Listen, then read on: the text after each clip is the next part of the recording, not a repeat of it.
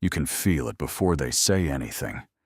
One guy needs the room to know he's doing well. The other one already knows. And the loud one, the one who hasn't stopped talking since you sat down, he's almost always the poorest person at that table. You know exactly who I'm talking about. He tells you what he makes within 10 minutes. Not bragging. Or, at least, that's not how he'd describe it. He just mentions it. He makes sure you see the watch, laughs a little too hard when people are looking, talks about his deals the way people talk about the weather, casually, constantly. And somewhere in the back of your head, you already clocked it. Not jealousy, something quieter. Just, this doesn't add up. That instinct was correct. Because here's how it actually works. When someone is genuinely secure, financially, internally, they don't announce it. There's nothing to announce. The confirmation is already there. It lives inside them, not in your reaction. But when that's missing, they go looking for it. In the room, in your face, in whether you notice the watch. The louder the performance, the more hollow what's underneath. Loud behavior isn't confidence. It's a question. Do you see me? Do I matter? Am I enough? Every name drop, every flex, every story that somehow loops back to money. Same question, different packaging. Now, be honest with yourself. Think about the guys from 5 years ago who talked most about making it.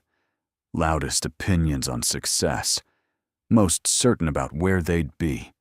Where are most of them? Not at the top. Not even close to what they said. Because the performance runs out of gas eventually. Always.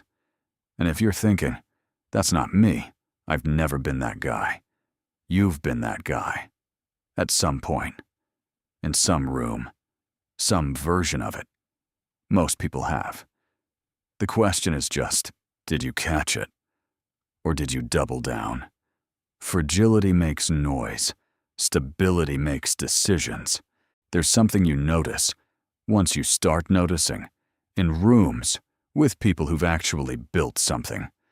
Not leveraged, not on paper, actually built. When someone new enters, they don't compete. They watch. They ask short questions, and they actually wait for the answer. That's not manners. That's a man gathering information from a position he doesn't need to prove. He already knows what he's worth. He doesn't need you to confirm it before the appetizers arrive. He can wait. He can afford to be completely underestimated. And he knows that's an advantage. Think about the most powerful person you've actually been in a room with. Not the loudest. The one who made you feel something without doing much. How much did they say? Yeah. Warren Buffett. Same watch for decades. Richest neighborhoods in America. Most boring driveways you've ever seen. Old money in Europe still wearing the same coat from 1987. Not humble. Efficient.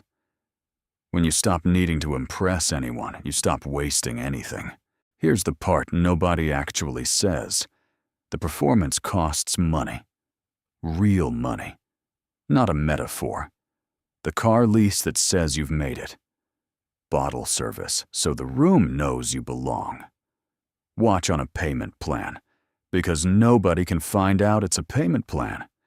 Apartment in the right neighborhood. Nothing in the account. Rent took everything. You've seen this. And if you're being honest, maybe you've lived some version of it. Maybe right now. The brutal part, the people you're doing this for, they're performing too. Everyone in that room is spending money they don't really have to impress people who aren't really watching, because those people are too busy performing back. Room full of mirrors. Nobody's winning. They're just keeping each other's story alive. The only ones who get out are the ones who stop first. Nobody makes a video about this part. It's late. You're sitting in a car you're leasing, outside an apartment that costs more than it should, and it just lands. You've been performing for years, and you're not further ahead. You're tired. That moment, that quiet, ugly, specific moment, is where most men either wake up or buy a bigger watch. Some go get the watch. Some just sit there and let it sink in. The ones who sit with it, those are the ones who actually turn around. Forget movies. Look at actual behavior. The man who's built something real doesn't rush to fill silence, doesn't change his order when the table does. Says no. Just no. No long explanation after it. Never mentions what something cost. And when someone disrespects him, he doesn't explode. He just notes it, files it away, quietly, permanently. Watch how a man handles disrespect. That's the whole test. This isn't a personality thing. It's what happens when your identity stops needing other people to hold it up. When approval stops being the goal, everything changes. You slow down, stop explaining, start choosing. Real confidence doesn't make an entrance. It just shifts the temperature of the room. And you already know someone like this. Think about how still they are. The loudest guy at 22 is usually nowhere at 35.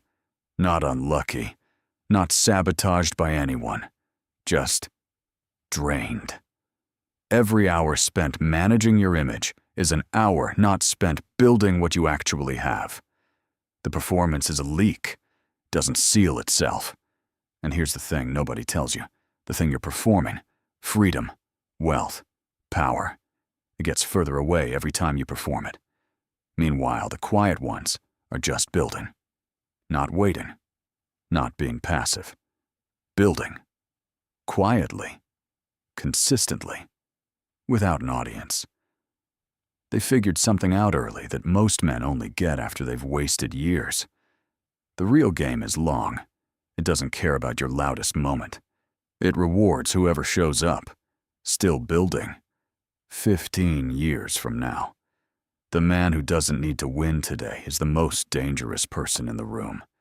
He already knows how this ends. Here's what it comes down to.